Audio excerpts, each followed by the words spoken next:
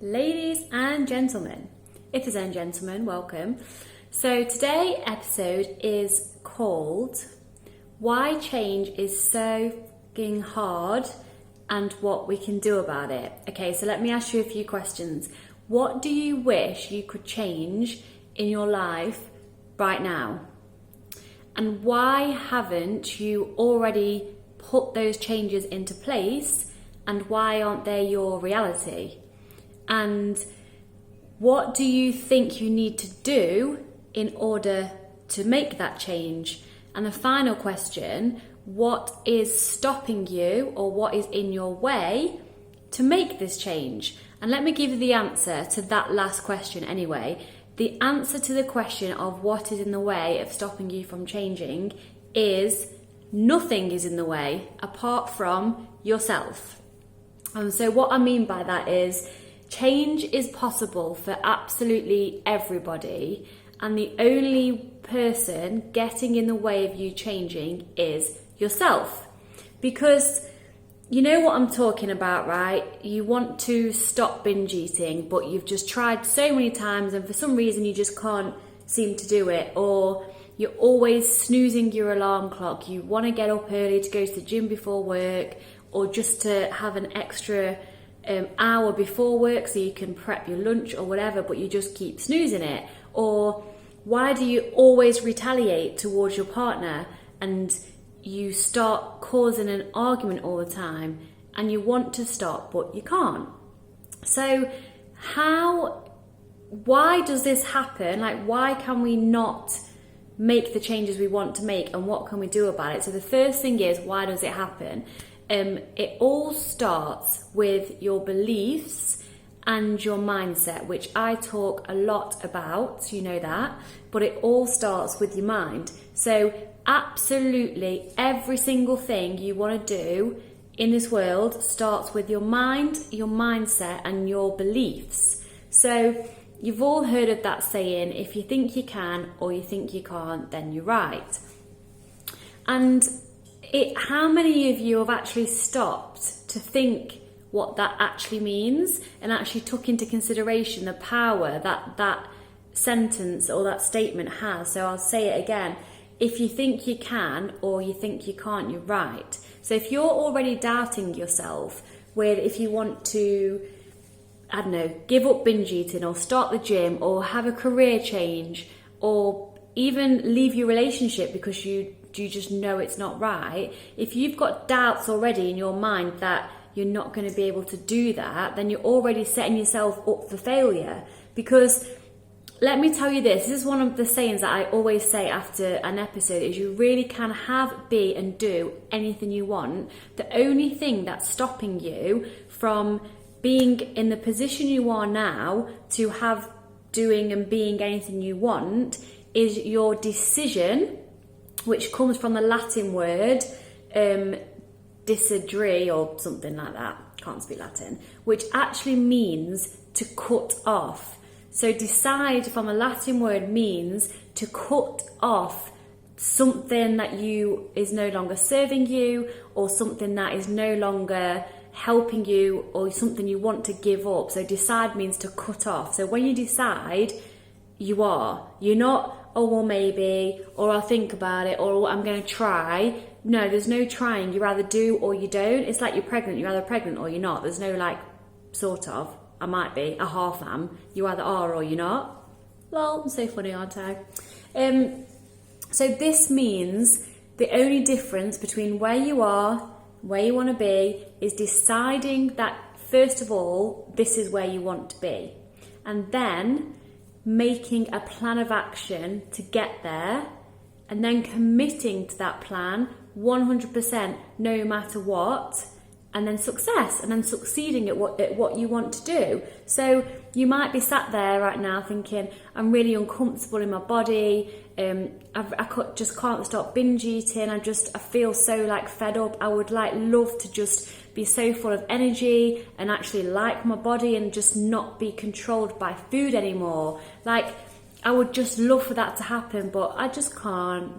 But you can be that person. Like, I'm not saying it's going to be easy, but there is a simple process to follow. And with anything, if it's a new career or whatever, I mean, I'm focusing on binge eating because that's my speciality, is to help people overcome binge eating disorder. But it can be with anything. You can do anything you want. You just need to decide that you really want to. And this is a really big one, because if you're deciding that you want to stop binge eating, but then a part of you is like, well, I don't really want to stop because I enjoy it. And, you know, I used to enjoy binge eating to some extent because otherwise we wouldn't do it. It's a coping mechanism for all numerous different things, and everyone's different as to why they binge eat. It mostly comes from restriction or eating your emotions, whatever. But unless you really, I got to the stage where I was so desperate to change. I just had enough. I couldn't take it anymore, so I was desperate to change. So I made a decision that I was going to hire a coach and study so I could overcome this and like love myself and stop letting food control me. So I made a decision, and I did whatever steps that took to get to that position. So you need to just take the action steps and commit to them, and then you can get wherever you want to get to. So having the right mindset to know that you really can do what you want to do. It's all about your beliefs. You need to affirm to yourself that you can do it, because your brain likes to keep you safe. I'll go into that in a bit more detail in a minute. But change brings uncertainty, and we all know that. So whether it's changing your eating habits, or moving to a different city, or moving to a different country, or changing your relationship, or whatever, it brings uncertainty, and it's because you don't know exactly what's going to happen. You can have a goal, you can have a plan, you can have an idea of the exact end result you want, but you don't know 100% for sure that that is what's going to happen.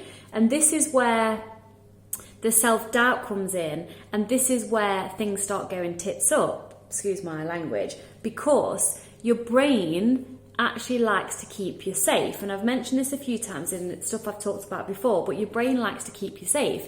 And what I mean by that is your brain likes to be in control of everything, that it knows what's going on, because that's how it feels safe. And even if you're going through something shit at the minute, even if your brain can control that and knows what's happening, that your brain is happy with that. When you want to do something that you don't actually know what's going to happen, that's when your brain starts fighting against you to keep you where you are now. It's like, again, I mentioned it before, but it's so important. People who are in an abusive relationship, I was myself for like nearly 6 years. Why did I stay there? It's because your brain likes to keep you in the same patterns, because even though it was absolutely shit and not nice at all, at least you're still alive. Well, I was almost not, but at least you're still alive, and your brain knows what's going on. The unknown, that's another story, because it's the unknown, so your brain likes to keep you safe, okay? So once you enter unfamiliar territory, i.e., e.g., whatever, which is outside your comfort zone, that's when your brain starts to freak out. So there you are, like a few weeks into your fitness regime, and like you're really getting into it, and then you're just about to sort of go, oh, do you know what, tonight I'm going to go to the gym again. Other than your other option would on a Saturday night maybe would be to sit at home alone and eat your body weight in ice cream. So, and then all of a sudden you're getting your stuff ready together to go for the gym, and then your old identity pops up, and this inner bitch inside your head's going like, you know what you could do? You could stay, have a night in, go and get that new Ben & Jerry's flavour that's came out. Clearly I'm talking from experience. Get the new Ben & Jerry's flavour. Oh, and at the same time you could get that, you've been dying to have a massive block of chocolate because you've given it up for so long. And you can also get those cookies that you like, and you could watch that film that you saw that was out on Netflix. And then before you know it, you're sat doing exactly that, which is exactly what you used to do, because it's comfortable, it's nice, but that is your old identity pulling you back to where you were. And that feels comfortable for you, but then afterwards you don't want this. You were doing so well at the gym. What's happened? Well, I'll tell you what's happened.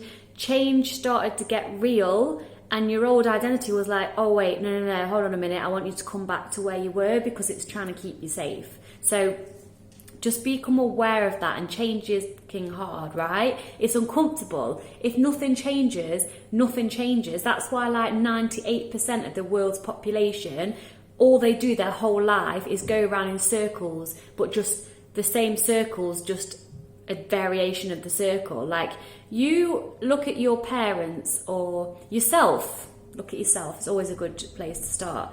Look at the patterns and the cycles you play out in your life. It would have started from childhood. This is like more psychology now, but it would have started, something would have triggered you from childhood. You would have made up something to make yourself feel better, or to react, or to deal with something that's happened. And then you start, this is how your personality, and this is how you become as a person.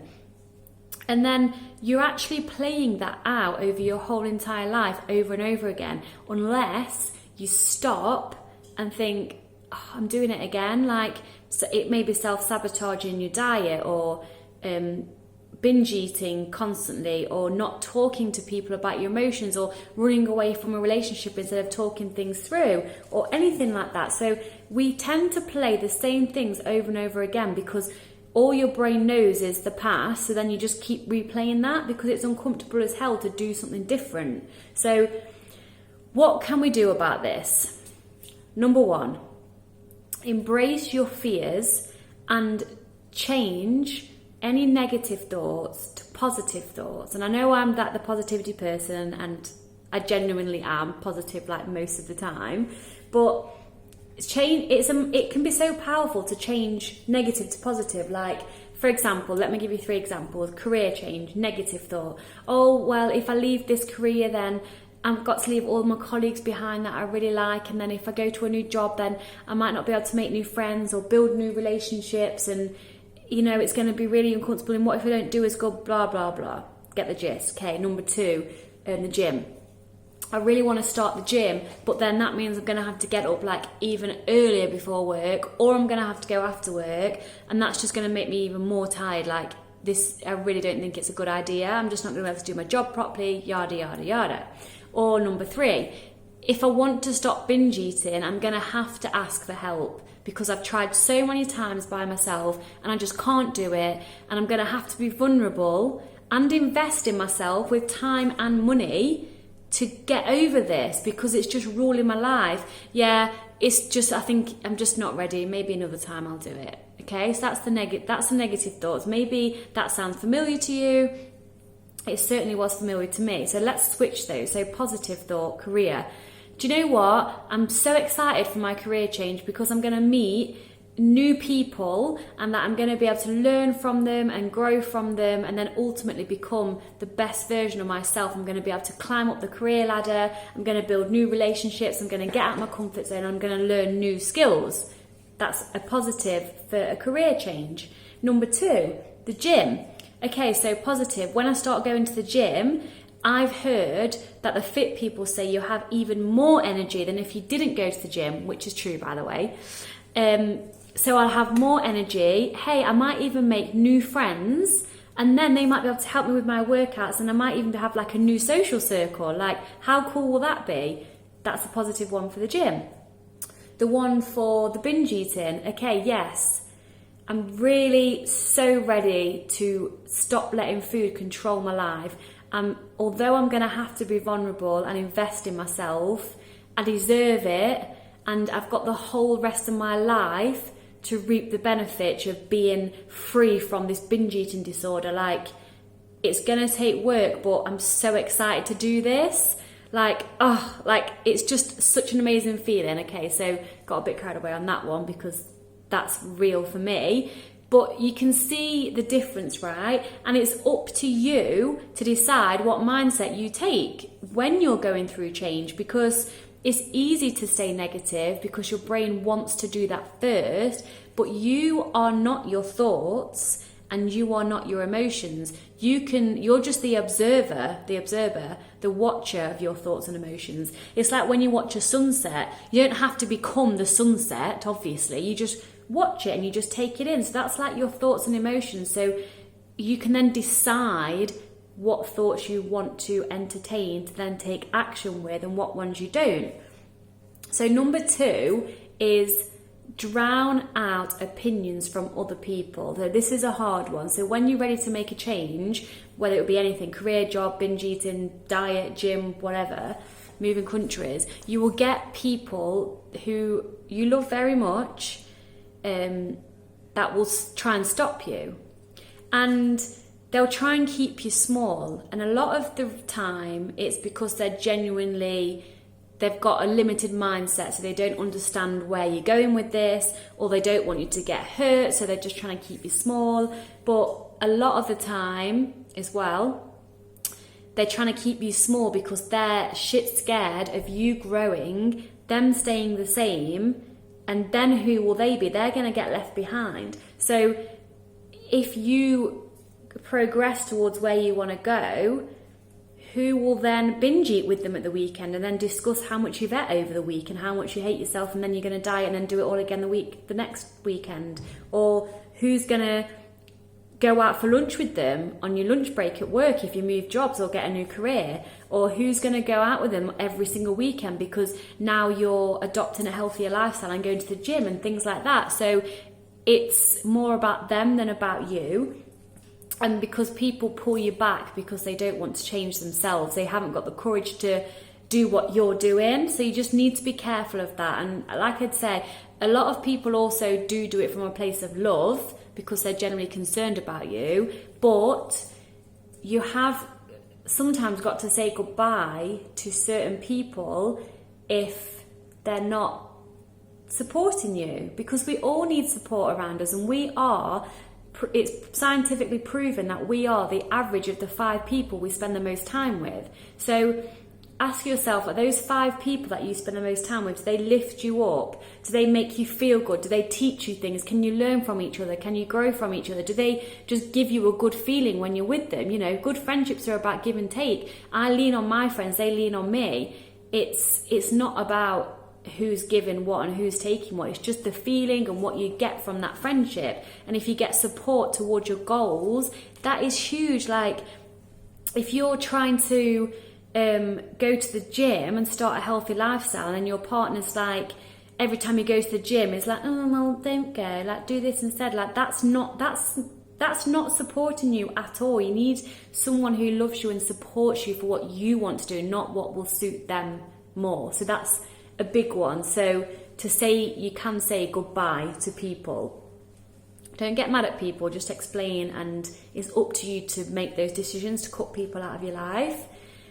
Number 3 this is the hardest one, is this really hurts. Be prepared to leave your old identity behind and grow into your new one. And what do I mean by that? So let's be honest, any change, no matter what, even if it's a small change, is difficult and it's uncomfortable, okay? But if your change that you want to do doesn't scare the shit out of you, or it's not really difficult, then your goal isn't big enough, because you need to adopt a new identity. When you go through a significant change, you're growing as a person and you're leaving the old you behind. You're still you, but you're just growing into a new identity.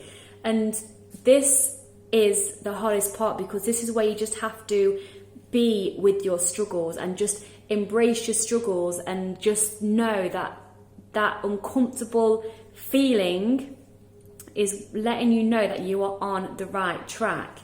Because I've spoke about this before in one of my podcasts, but I talk about a thermostat. Your thermostat in your beliefs, in your brain, in your mind, is going to try to keep pulling you back. So what do I mean by that? So the thermostat effect is, you've got your nice posh heating and air conditioning unit, and it's at a comfortable 20 degrees. So that's you. That's your life as you are. You're in your little binging circles or your career circle, whatever. You're just staying as you are. You're not getting where you want to go. You're just staying as you are. That's your 20-degree house thermostat.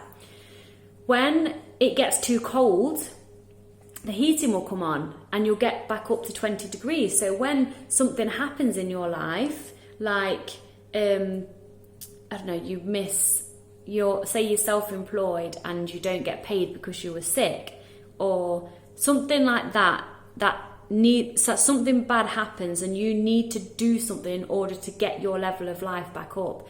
Or if you're a salesperson, you've got no sales for the half the month, then all of a sudden it's coming up to payday, and you will find those sales from somewhere. So what I'm trying to say is your body, your mind or your lifestyle will raise it back up to where you're comfortable. But the same thing happens when it goes the other way. Like you're getting all successful at the gym and you're building new habits, and all of a sudden you find yourself sat on the sofa again eating cookie dough, and then you've not been to the gym for 4 weeks. Like, how has that happened? Well, that's because your old identity, like when it gets too hot in your house, the thermostat, the air conditioning comes on and then pulls it back down to 20 degrees again. So you're getting too, not too good, because nothing's good or bad, it just is. You're getting too close towards your goals, and your old identity is like, holy shit, no, come back, I'm not comfortable with you being there yet because I don't know if it's safe. So that's what I mean by the thermostat effect. And this is the hardest part, because your old identity is so ingrained within you. That's all you ever known for so long, and you just keep going back to it. This is the hardest part. So, for example, with my clients, I have a step-by-step process for you to stop binge eating. And the first part, even though it's the most freest part, because I don't put any of my clients on diets, there's no food off limits or anything like that, but it's a huge mindset shift, and there's loads of mindset work to begin with, and that can be really frigging hard, because your old beliefs and your old mindset's doing this to you, which starts the binge thoughts in the first place. And then what I teach, you have to really be uncomfortable and affirm that this is the right steps. So again, commitment to the process. And if you're committed to the process, you will get better, because the process works. It's just, as long as you're committed, it's uncomfortable, but it works. And when I say uncomfortable, again, it's not that you're not allowed to eat anything. You can eat whatever you want. And that's the scary thing. You've given all this permission that you've not let yourself have before. And there's loads of different ways to think before you eat and all of this stuff. So it's a process. And it hurts, and your old identity will keep trying to pull you back, and it's up to you to just sit and feel the struggle and the pain and just continue in the direction of your goals. So there's nothing that you can't do. Stop letting yourself play small. And number 4 is the highest version of yourself. Become the highest version of yourself. And what do I mean by that is, so to change requires a new identity, like I've said. So in order to help you on the way to this new identity, I want you to write down in present tense who you will be, or who you are, when you've reached your goals. So really get specific. So write down, what type of person will you be? So you would say I am, because you're doing it in present. What choices will you make? How will you feel every day? Like, what will make you happy? But do it in the present tense. Do it in the present tense, and go crazy on this part, and then like really put it, every single detail out there, how you want to be, feel, act, look, everything when you've reached your goals. And then read it every single day, at least twice. Morning and evening is a good goal to aim for, to read in your goals. Because why are you're probably saying, well, yeah, Vic, why? Because have you ever had a family member that's become pregnant, that's close to you, or you're trying to get pregnant, and then all of a sudden there's bloody pregnant people all over the place? Or you want to put your house up for sale, then all of a sudden every other house has got a for sale sign on, right? That's not because all of a sudden everyone's got pregnant and put the house up for sale since you've decided to. It's because your subconscious is focused on this thing, and it will find it for you. So even though your mind can be unhelpful with regards to keeping you small and keeping you safe, quote unquote, it's actually can also be very helpful. So if you read your goals twice a day in present tense, and put all this emotion and energy behind your writing, have it on your laptop, have it as a reminder on your phone or whatever, the more you see or read and feel what you want out of your life, the more your subconscious mind would genuinely go about making that come true for you. And this is to do with the law of attraction, which I absolutely love, and I really recommend you, if you haven't listened to my episode about the law of attraction, go back and do that. And your subconscious mind will find and attract this stuff to you. So by doing this, the steps I've said will make your goals become true. So that's so important to do that. And the next thing you can do, this is really powerful as well. Next time your old identity is trying to keep you small and shit's getting hard and you're just like, oh my God, this is so hard, I really want to give up, or this is too uncomfortable to do, or I just want to go back to my old mindset, ask yourself the following questions. What would my higher self do in this situation right now? What would she be thinking? How would she act? And how would she handle this? And then do that. Whatever your higher self would do, whatever you're struggling with, go and do that. And this will, you will have to leave your old identity behind. And again, it's going to be uncomfortable. You'll have to switch from your old mindset to your new mindset. But whatever answer you get from asking your higher self, like, what would you do? Then do that. And then before you know it, you're literally surrounded and living your goals and dreams because you've become your higher self. And it's just so freaking powerful. Number 5, the last one, is change without approval. Okay? Most of my clients are waiting for an approval from somebody else, mostly from me, and I full on give it to them. But you need to approve yourself that you go and do it. Go ahead. You have full permission to go ahead and work towards your goals because you are so worth it. You don't need permission from anybody but yourself. So go and do it. Work towards your goals. I give you permission to change today, to make that career move. Get in touch with the coach to help you stop binge eating. Hello, I'm the coach that can help you. Jokes, but there is also other people out there that can help you. Like, get help in the areas you need help. Make the choices, make the moves, do the scary shit, because if you don't, you're just going to stay where you are and you're going to be in the same circle and you're going to be unhappy. And what I want more than anything is for everybody in this world to be happy. Like, genuinely, from the inside out, I want you to be happy. And only you know what can make you happy, So do that. Take a step today, make a phone call, reach out to me, speak to somebody to work towards your goals, because you can have, do and be anything you want, and you've just got to decide and then take action. And I love you all, and I will see you next time. Okay, clearly not stop. Sorry, I'm still here. Stop.